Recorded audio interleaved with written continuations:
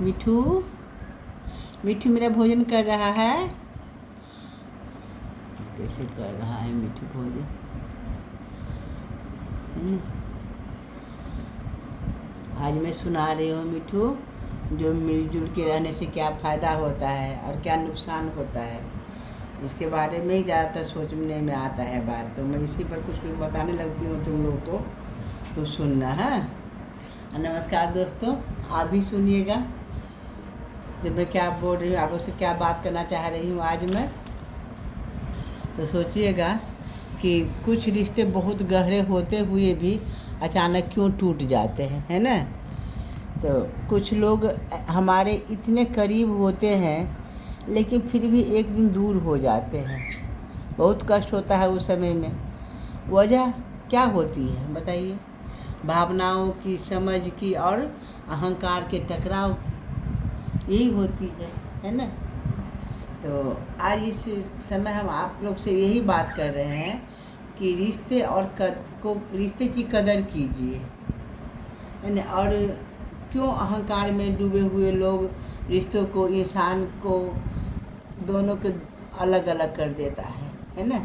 अहंकार में आकर के इंसान सब कुछ भूल जाता है। इसलिए अहंकार नहीं होना चाहिए, कदर होना चाहिए एक दूसरे का।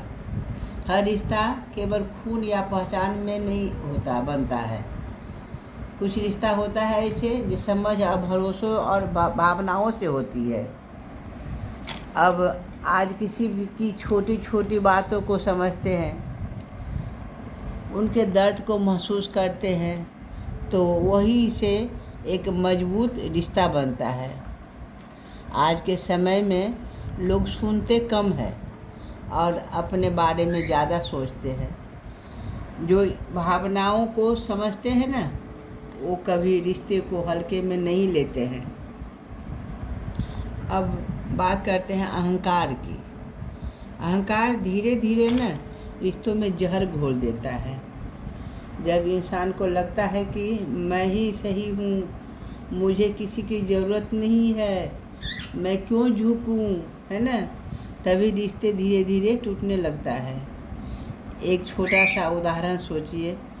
जो दो दोस्त है ना, एक ने गलती कर दी लेकिन माफ़ी मांगने की वजह वो अपने अहंकार में आ गया। दूसरा दोस्त भी सोचता है जब उसे फ़र्क नहीं पड़ता तो मुझे क्यों फ़र्क पड़ेगा, है ना। बस इतना ही, एक छोटा सा अहंकार एक बड़ी रिश्ता ख़त्म कर दिया। बताइए क्या कितना बड़ा नुकसान हुआ। रिश्ता है तो आपको कभी सुख है, कभी दुख है, कभी ज़रूरत है, सब कुछ होता है। मैं आपको एक छोटी सी कहानी सुना रही हूँ। एक बेटा अपने पिता से बहुत प्यार करता था, लेकिन जैसे जैसे वो बड़ा हुआ उसमें अहंकार आ गया। उसे लगने लगा कि उसे सब कुछ पता है। वो अपने पिता की बातों को नज़रअंदाज करने लगा। एक दिन छोटी सी बात पर बहस हो गई और उसने गुस्से में घर छोड़ दिया। सालों बाद जब वो घर लौटा तो उसे पता चला कि उसके पिता अब इस दुनिया में नहीं हैं। उस दिन उसे समझ में आया कि उसने अपने अहंकार में वो जो रिश्ता खो दिया जो उसे सबसे ज़्यादा प्यार करता था। लेकिन तब वह बहुत टूट गया और उसमें बहुत देर भी हो चुकी थी इस बात का, है ना। अब सवाल क्या है, देखिए, आप कैसे जाने कि आप रिश्तों की कदर करते हैं या नहीं? क्या आप दूसरे की बात को सुनते हैं? क्या आप गलती होने पर माफ़ी मांगते हैं? क्या आप अपने अहंकार को साइड में रख सकते हैं? अगर आप जवाब हाँ है तो आप रिश्तों की असली कीमत समझते हैं। लेकिन अगर नहीं है तो थोड़ा रुकिए और सोचिए। अगर आपका अहंकार आपके अपनों को आपसे दूर तो नहीं कर सकता है, लेकिन रिश्तों को मजबूत बनाने के लिए बहुत ज़रूरी चीज़ है ये। थोड़ा झुक जाइए, दूसरों की भावनाओं को समझिए। थोड़ी छोटी छोटी बातों को ना दिल से मत लीजिए और सबसे ज़रूरी अहंकार को छोड़ दीजिए।